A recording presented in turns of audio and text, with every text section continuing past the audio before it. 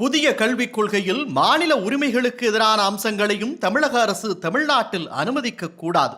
மும்மொழி கொள்கையை போன்றே புதிய கல்விக் கொள்கையில் மாநிலத்தின் உரிமைகளை பறிக்கின்ற அம்சங்களையும் பழனிசாமி அரசு தமிழ்நாட்டில் அனுமதிக்க கூடாது என்று கேட்டுக்கொள்கிறேன்.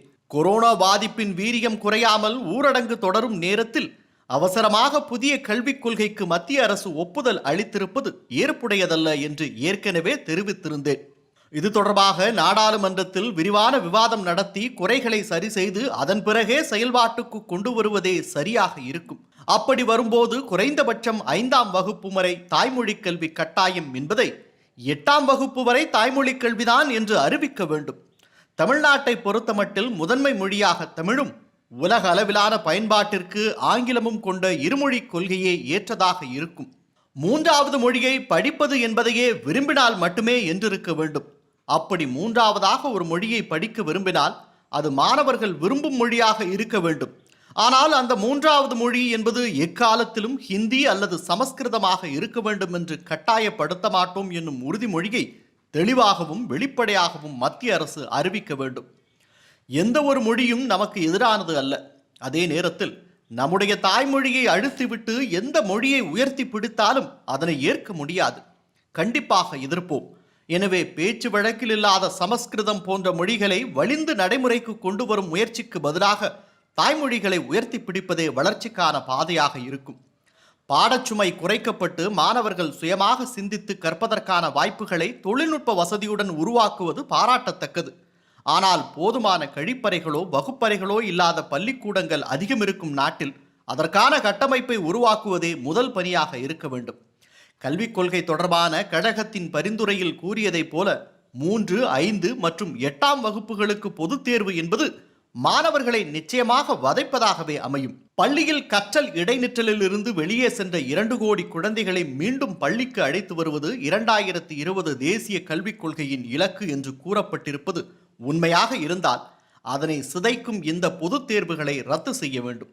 இதை போன்றே பொதுவான படிப்போடு கூடுதல் அறிவாக தொழில் படிப்பும் சேர வேண்டுமே தவிர பட்டப்படிப்பை முடிக்காமல் மாணவர்களை ஏதாவது ஒரு தொழிலை நோக்கி தள்ளி விடுவதாக இருந்தால் பேரறிஞர் அண்ணா அச்சப்பட்டதை போல எதிர்காலத்தில் அது குலக்கல்வியாக மாறுவதற்கான ஆபத்து இருக்கிறது.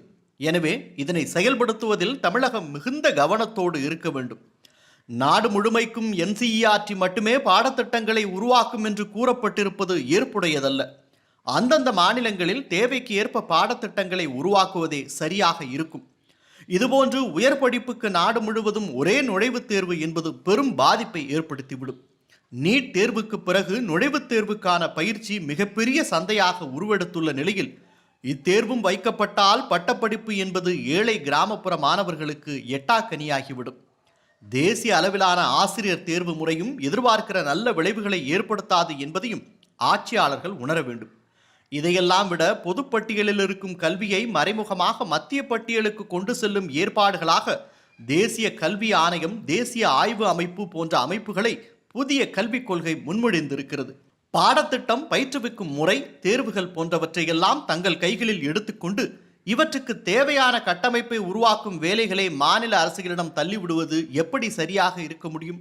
இது நான் உமி கொண்டு வருகிறேன், நீ அரிசி எடுத்து வா, இருவரும் ஊதி சாப்பிடலாம் என்ற பழமொழியைப் போல இருக்கிறது.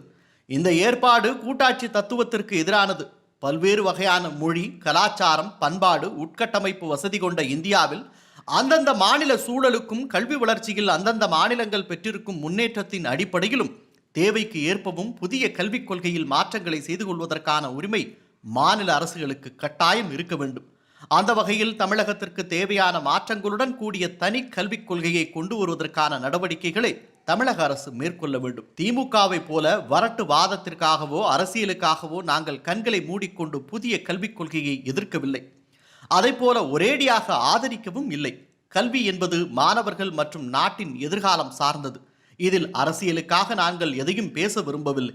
அதே நேரத்தில் கல்விக் கொள்கையில் உள்ள குறைகளையும் அதற்காக செய்ய வேண்டிய திருத்தங்களையும் தமிழக அரசு இது தொடர்பாக மேற்கொள்ள வேண்டியவற்றையும் ஏற்கனவே தெளிவாக முன்வைத்திருக்கிறோம். மத்திய அரசு வெளியிட்ட புதிய கல்விக் கொள்கை வரைவின் மீது நாட்டிலேயே முதலாவதாக குழு அமைத்து அது தொடர்பான பரிந்துரைகளை மிக தெளிவாக வெளியிட்ட முதல் அரசியல் கட்சியான அம்மா மக்கள் முன்னேற்ற கழகம் கல்விக் கொள்கையில் புரட்சித் தலைவி அம்மா அவர்களின் பாதையில் மக்களின் நலன் சார்ந்தும் தமிழகத்தின் நலன் சார்ந்தும் தொடர்ந்து பயணிக்கும்.